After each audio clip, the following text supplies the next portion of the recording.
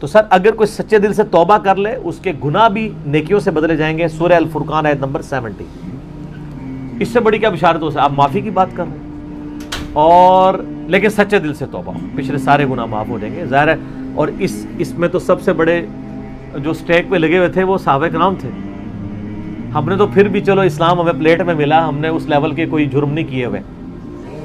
صحابہ کرام نے تو اسلام دشمنیاں کی ہوئی تھی اور کیا کیا غلط کام کیے تھے ایمان لانے سے پہلے, ان کو واقعی ٹینشن ہوتی تھی. ہم تو ایسے ہی چسکے کے لیے سوال پوچھ رہے ہوتے ہیں, وہ واقعی ٹڈو پوچھ رہے ہوتے سن کہ یا رسول اللہ کیا بنے گا, بیٹیوں کو ہاتھوں سے دفنایا ہوا ہے, ہائے ہائے ہائے, لوگوں کو ناحق قتل کیا ہوا ہے, کیا کریں گے, فوراً فکر لگ جاتی تھی. ہاں مسلم شریف کی حدیث بڑی رکت انگیز ہے میرے بھائیوں, میں نے اپنے کربلا والے ریسرچ پیپر میں بھی ڈالی ہوئی. صحیح مسلم میں کتاب الایمان چیپٹر میں 321 نمبر حدیث ہے, مجھے زبانی یاد ہے, اس پہ میرا کلپ بھی ہے, عمر بن عاص کی موت کے وقت گفتگو.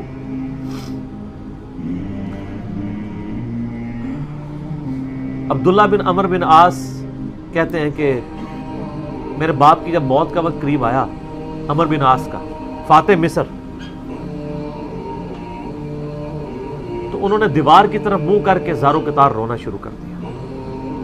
موت کا وقت قریب ہے, زارو قطار رو گئے. تو میں نے کہا ابا جان آپ تو نبی اسلام کے اتنے مقرب تھے, آپ نے تو رومن امپائر کو گرایا, تو ان جنگوں میں یرموک میں آپ شامل تھے, آپ اللہ کے نبی کے صحابی ہیں, آپ کیوں رو رہے ہیں موت کے وقت؟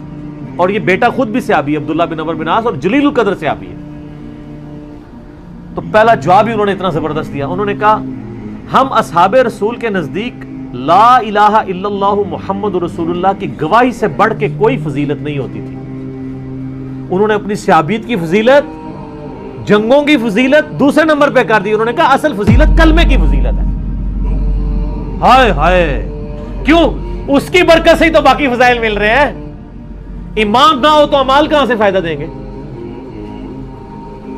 تو پھر اس کے بعد انہوں نے اپنی زندگی کی سٹوری سنائی ہے سر, اشک بار آنکھوں سے سننے والی سٹوری ہے, بڑی طویل حدیث ہے. مسلم شریف میں شروع میں آپ کو 321 نمبر کنٹینیوس نمبرنگ میں کتاب الایمان چیپٹر میں ملے گی. موت کا وقت قریب ہے, روح نکلنے والی ہے, اور وہ گفتگو کیا کر رہے ہیں, کہتے ہیں اے میرے بیٹے, میری زندگی میں 3 ادوار گزرے.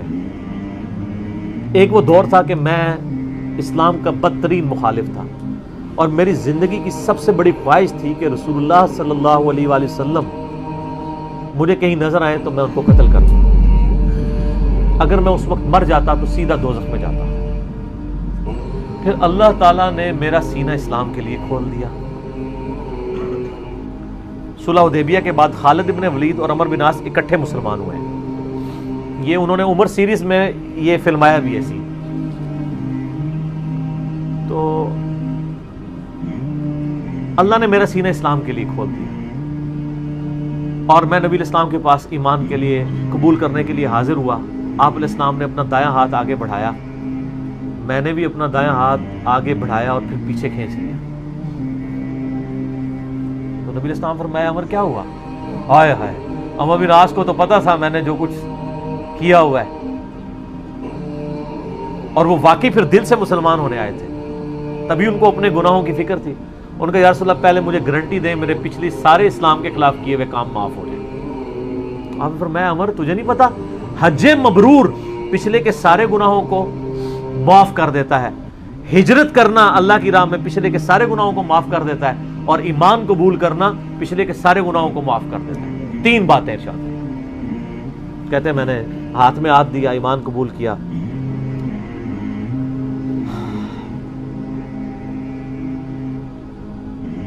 کہتے ہیں نبی علیہ السلام میرے لیے اتنے عزیز ہو گئے ایمان قبول کرنے کے بعد کہ میں نے کبھی بھی نگاہ بھر کے آپ کے چہرے کی طرف پوری زندگی نگاہ اٹھا کے نہیں دیکھا. اور اے میرے بچے, اگر تو مجھ سے پوچھے نا کہ نبی علیہ السلام کی شکل مبارک کیسی تھی, تو میں اس کے خد و خال بیان نہیں کر سکتا. آپ کے چہرے کی روب کی وجہ سے پھر پوری زندگی میں نے حضور کی طرف یوں کر کے ابھی آنکھیں بھر کے بھی نہیں آپ کو دیکھا.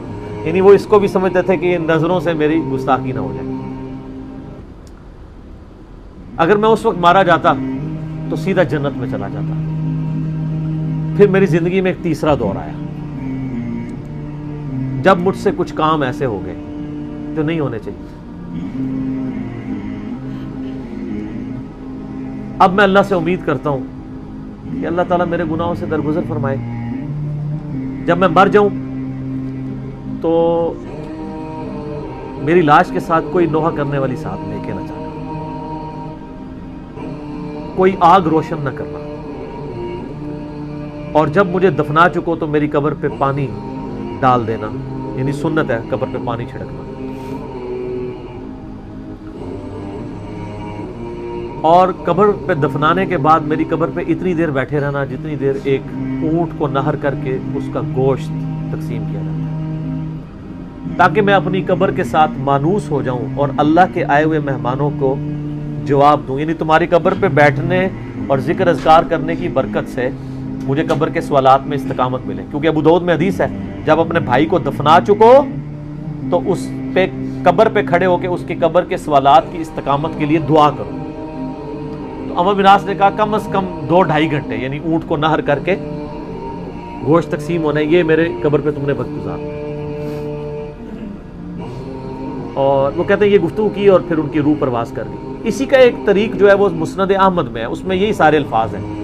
اس میں وہ کہتے ہیں میری زندگی میں جو تیسرا دور آیا نا, جب میں ایک بادشاہ سے جا ملا, معاویہ ابن ابی سفیان سے, وہ جو انہوں نے جنگ صفین حضرت علی کے خلاف لڑی تھی نا. سر موت کے وقت تو انسان کو اپنی غلطیاں یاد آ جاتی ہیں نا, جو مرضی ہو.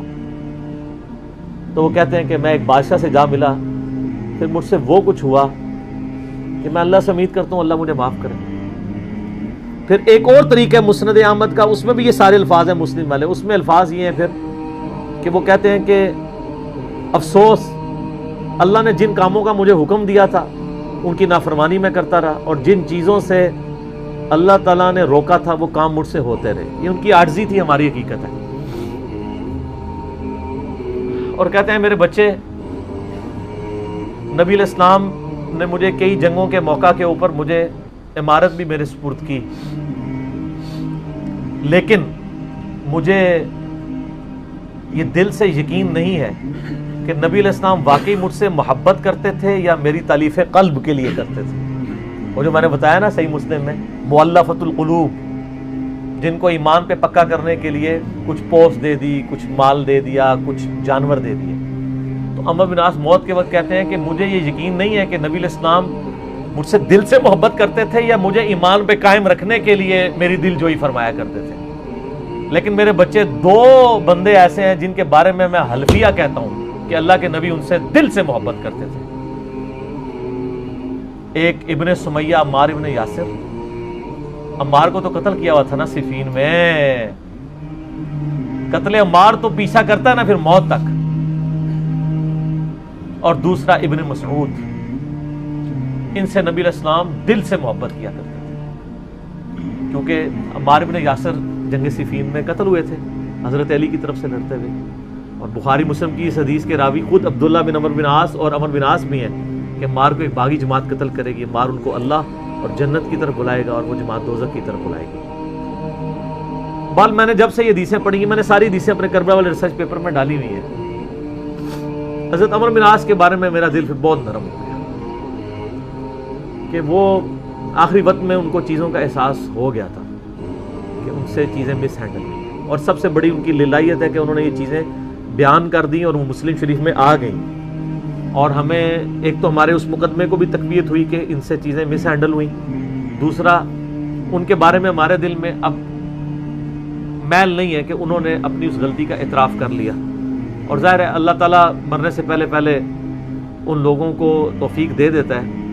ان کی نیکیاں ان کے گناہوں پر یقیناً بھاری تھیں, اللہ تعالیٰ نے ان کی غلطیاں جو ہیں ان کے گناہوں کے صدقے معاف کر دیں. ہم اللہ سے امید کرتے ہیں اور ان کے لیے خیر کی دعا کرتے ہیں, اور اللہ تعالیٰ سے دعا کرتے ہیں کہ اللہ تعالیٰ ہمیں بھی اپنی موت سے پہلے قبر و آخرت کی تیاری کرنے کی توفیق عطا فرمائے. اللہ تعالیٰ سے دعا ہے جو حق بات میں نے کہی اللہ تعالیٰ ہمارے دلوں میں راسخ فرما دے. اگر جذبات میں میرے منہ سے کوئی غلط بات نکل گئی تو اللہ تعالیٰ ہمارے دلوں سے دور کر دے, ہمیں معاف بھی فرما دے. ہمیں کتاب و سنت کی تعلیمات پر عمل کر کے دوسرے بھائیوں تک پہنچانے کی توفیق عطا فرمائے. سبحانک اللہم و بحمدک اشہد ان لا الہ الا انت استغفرک واتوب الیک وما علینا الا البلاغ المبین. جزاکم اللہ.